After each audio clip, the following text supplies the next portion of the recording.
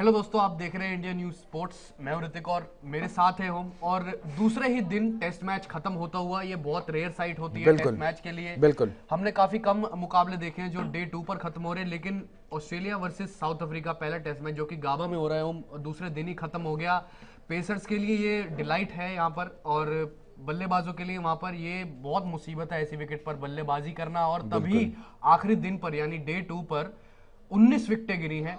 5 Australia की विकेटें गिरी और फिर एंड पे जाते जाते 4 फिर ऑस्ट्रेलिया की विकेट गिरी और 10 बिल्कुल आप लगा लीजिए साउथ अफ्रीका 99 पर ऑल आउट हो गई डे 2 पर। बिल्कुल और बॉलर्स पैराडाइज कहा जाता है इस विकेट को। और जिस हिसाब से हरा विकेट था पूरा का पूरा, ऐसा लग रहा था कि ग्राउंड और विकेट बिल्कुल सेम सेम है, बस बिल्कुल जो बिल्कुल व्हाइट क्रीज बनाई हुई है बस वही पता लग रही थी। वो पता लग रहा था कि देखिए 22 यार्ड की पट्टी है बस, वैसे तो कोई बिल्कुल फर्क नहीं था। इतना ज्यादा बाउंस मिल रहा था, इतना ज्यादा स्विंग मिल रहा था। और जाते जाते जो है रबाडा ने 4 विकेट लिए, मुश्किल कर दिया था ऑस्ट्रेलियन बैट्समैन का सेट होना। पर लेकिन 34 रन कभी भी इनफ नहीं होते, तो आराम से ऑस्ट्रेलिया ने 6 विकेटों से मुकाबला जीत लिया। देखिए ऋतिक, अगर मैं पूरे टेस्ट मैच की बात करूं तो 142 ओवर में टेस्ट मैच पूरा सिमट गया है। अगर मैं एक दिन की बात करूं तो टेस्ट मैच में एक दिन में 90 ओवर फेंके जाते हैं, तो 90 180, तो इससे पता लगता है कि 2 दिन का भी खेल पूरा नहीं हुआ था। तो उससे भी 40 ओवर पहले यहाँ पर लगभग एक सेशन और 10 ओवर के आसपास का खेल बचा हुआ था। तो उस लिहाज से पता लगता है कितनी जल्दी जल्दी यहाँ पे विकेट्स गिरी और कितनी जल्दी जल्दी यहाँ पर हर एक बैटिंग साइड को कहीं ना कहीं बैटिंग करने में काफी ज्यादा डिफिकल्टीज हुई। पहले दिन की अगर मैं बात करूं तो 48 ओवर में साउथ अफ्रीका ऑल आउट हुई 152 रन के स्कोर पर। उसके बाद जब ऑस्ट्रेलिया बैटिंग करने आई तो 33 ओवर उनकी पारी में हुए और 5 विकेट उन्होंने खो दिए।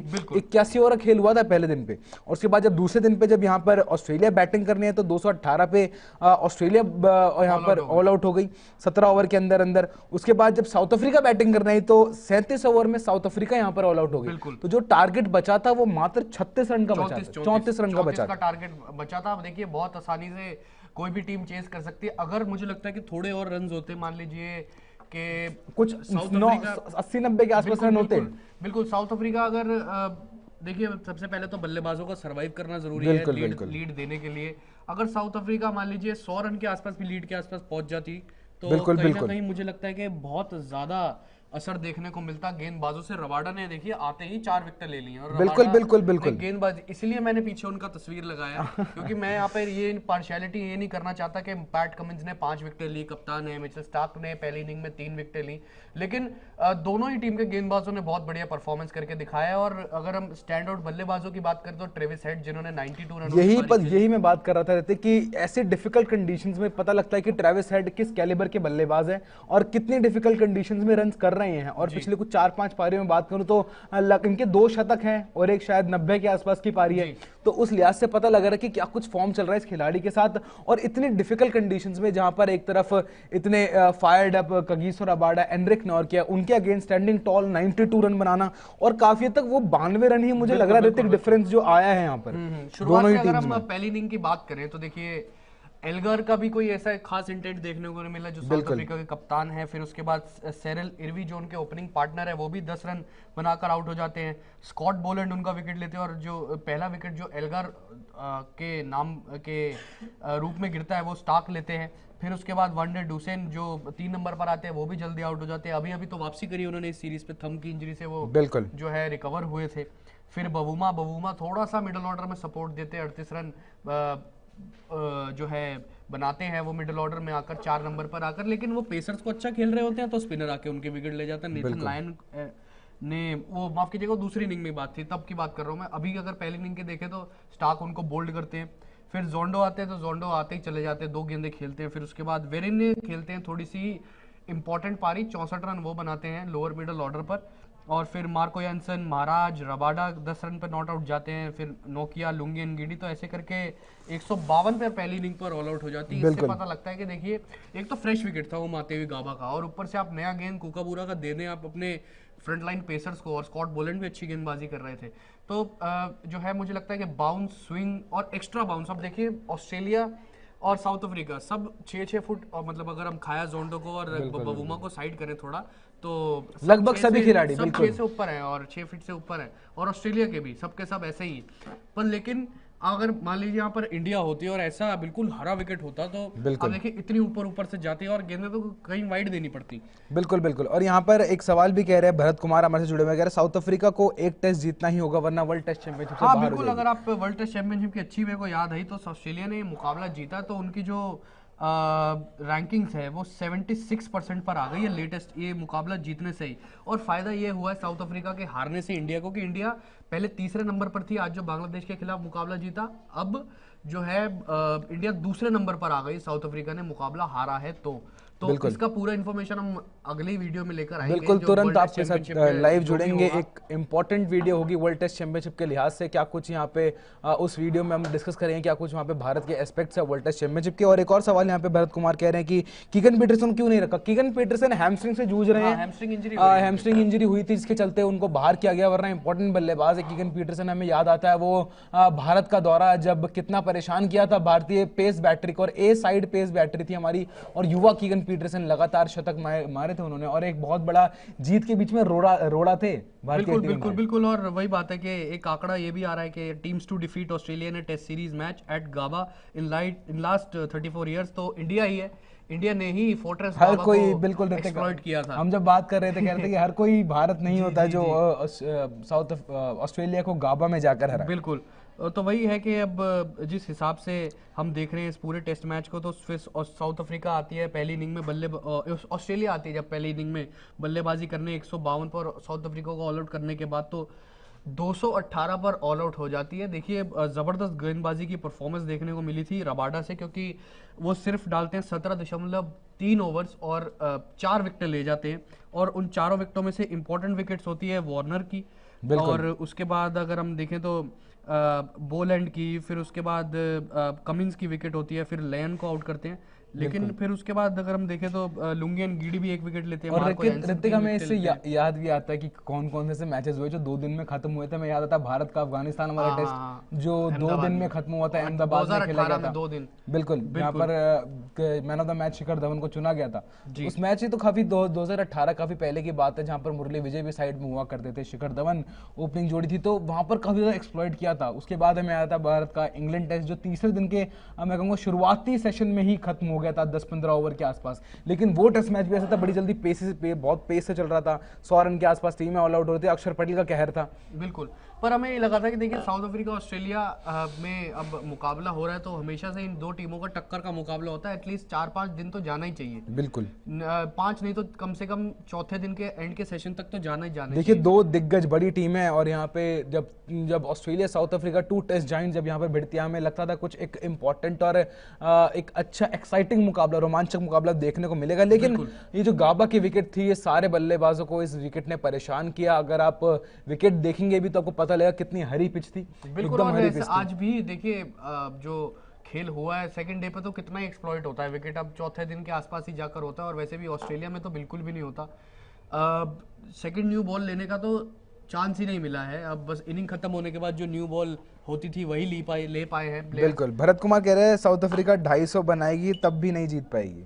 देखिए 250 तो मुझे इस पिच पे लगी नहीं रहे, तो 250 पहुंचना तो बहुत मुश्किल है। 218 ही पहुंची ऑस्ट्रेलिया, और साउथ अफ्रीका तो दूसरी इनिंग में 99 पर ऑल आउट हो गई। बिल्कुल, और वो भी आकर एंड में 36 रन की पारी तो खाया जोंडो ने खेली। उसके बाद अगर हम पारी की तरफ देखें ना दूसरी, तो वो लास्ट विकेट पार्टनरशिप ही थी ऋतिक जो 36 रन तक पड़ी, वरना कुछ 3-4 रन की लीड थी जब वहां पे बैटिंग कर रहे थे खाया जोंडो, एक साइड से खड़े रहे, वरना 69 पे उनका 9वां विकेट गिरा था, 69 पे, उसके बाद 99 पे जाके 10वां विकेट गिरा।